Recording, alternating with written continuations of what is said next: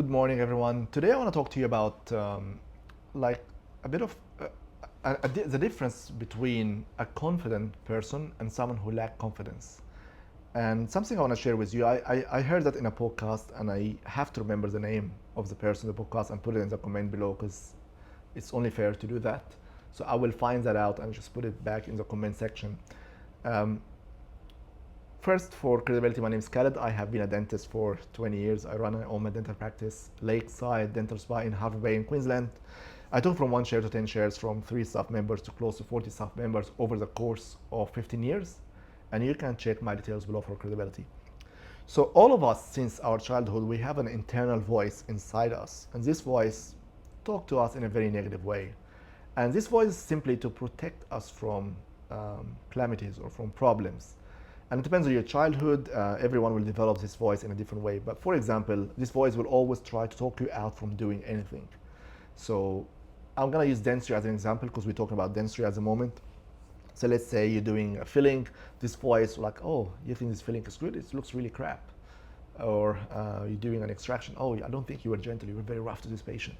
Or you talk to your patient. I don't think you talk to your patient in a good way. I think you lost this patient. You're so boring. You want to open a practice, the voice, oh, you can't open a practice, you're not organized, you're not good with money, you will fail, you're not going to do it. You go to a dental exam, you're a student, I don't think you'll pass, you're not very good at studying, there are a lot of people better than you. So there is voices in your mind, depends on your upbringing, and it's always going to talk to you in a very negative way. Maybe it's trying to protect you, it's trying to limit you from taking risks so you can stay safe.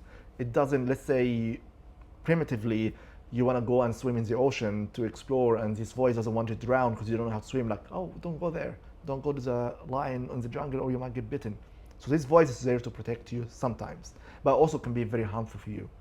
So what I've heard, this quote was very interesting. What is the difference between a confident person and a person who lacks confidence?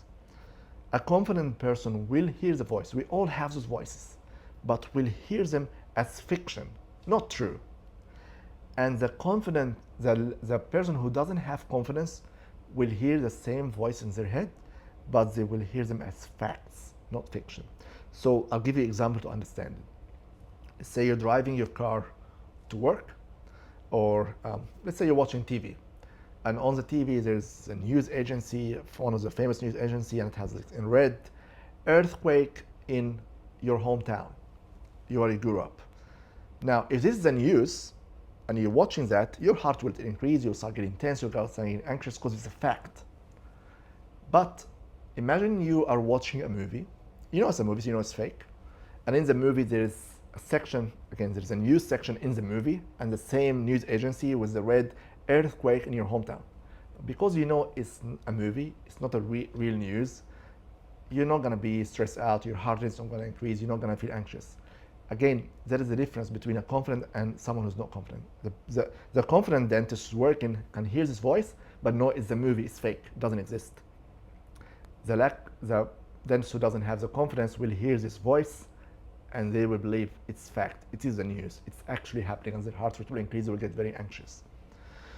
So what do you do about that then? I don't want to leave you with the problems and an answer. Of course, it's not an easy fix. If you consistently hear this voice and you don't see them as facts, you see them as fiction. I have some videos wanted to check them out on my channel, some on imposter syndrome, some on mental health. But my advice, if you're someone who consistently hearing those voices, which we all have, and you consistently hear them as facts, not fiction, I suggest, in a very nice, gentle way, maybe you get some more professional help from someone like a clinical psychologist who really understands those problems and hopefully can go back and find out the source and how we can change the thought process around them, and how we can slowly, some of those voices, they are important, the facts was really stuffing something up and you need to fix it, or they might train you to see some of them as fiction and just move on and move around them.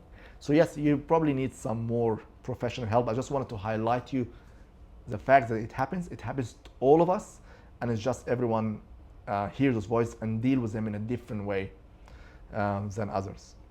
If you find this information helpful, make sure you like it and share it with your friends and colleagues. If you want to hear more about my problems, not my problems. If you want to hear more about my videos, make sure you subscribe to my channel and you'll be notified when more videos are released.